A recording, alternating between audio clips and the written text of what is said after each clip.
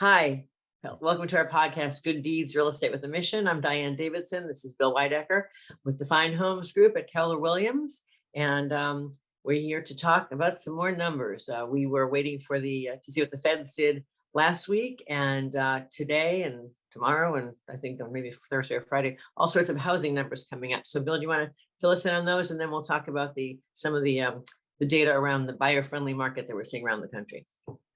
Sure. Well, it's going to be a busy week for housing.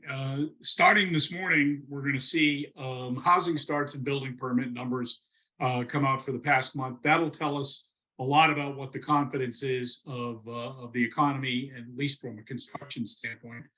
Later on this week, namely tomorrow, we're going to see existing home sales. The National Association of Realtors is going to be releasing their numbers. And then Friday, we're going to see new home starts, new home sales rather, will be coming out, and that'll tell us a lot also. So it's kind of a big week to get a sense of what the raising of interest rates and the effect of mortgage rates being on the rise, effectively doubling in the last year, is beginning to have an effect on the national housing market. Locally, we are seeing a totally different market.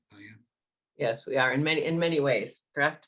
I mean, we're on national calls that we see things happening around the country that really haven't hit our local market much at all. Go ahead. Oh, well, last week the Feds raised the interest rates, not 75 basis points, but 50. So were you? What would you? I know you thought it'd be either or. Any thoughts on that? Well, it remains to be seen what effect this is going to have. I do believe that they sort of telegraphed that things were going to be a little less. I was starting to get nervous based on what I was sensing in the marketplace, and that they might really try to shock the system and go with another 75 basis point increase, making it 5 in a row. Instead, they went 50 basis points. When we see the February Fed actions, whether they make a 25 basis point move or another 50 basis point move, will tell us a lot about what has happened from December to February. That remains to be seen. Hard to make a prediction so early in the game here, especially in light of the fact that we're seeing kind of a pausing taking place in other parts of the country with regard to housing. We can talk a little bit about that as we go forward here. Any predictions about the numbers coming out this week with new housing? I still believe that new housing is not solving the problem. We don't have, and to get things to market so you can begin, housing sales are predetermined by housing starts. So we'll know a little bit there, but to get enough permits, to get enough approvals to be able to pull permits is the big problem. It takes years in some cases to get things through the approval stage so that you can begin to pull permits. And so I don't see that being a solution in the short term. Yeah, we're still millions of units behind, right? Oh my God, yeah. And we're going to need to increase new home sales by about 500,000 nationally for the next 5 to 10 years to begin to catch up.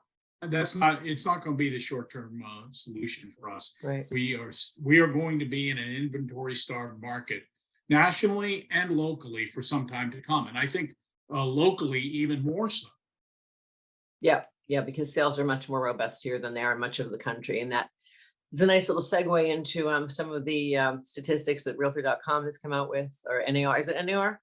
Yeah, it's the National Association of Realtors. My mistake.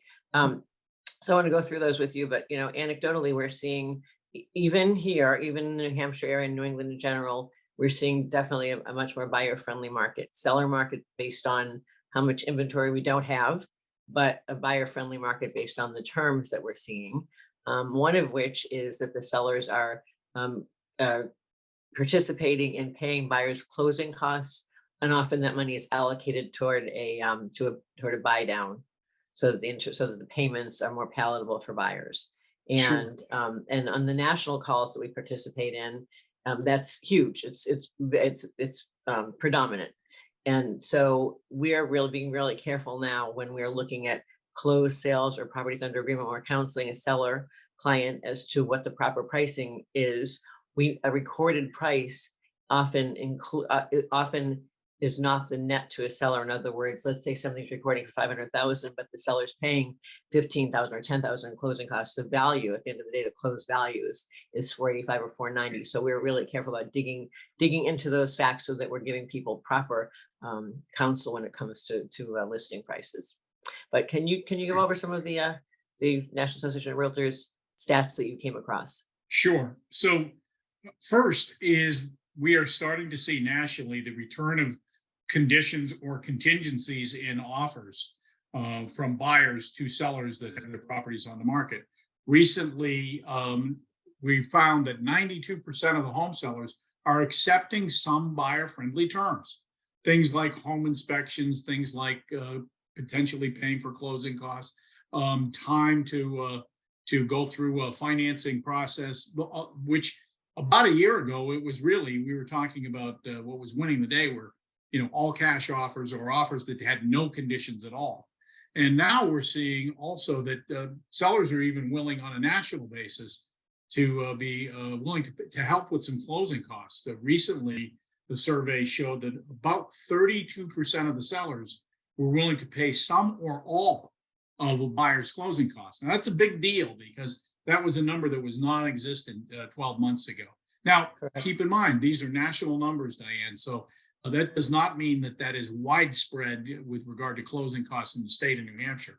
As a matter of fact, we're just starting to see more of a buyer-friendly market in New Hampshire, but that's a big difference from where we were 12 months ago. Yeah, and the other contingency I want to bring up is a home sale contingency. Just to explain what that is, and for anyone who doesn't know, is that when a buyer has a home that they must sell in order to buy what they want to buy. So that person is also a seller, right? And those sellers who used to say, where will I go?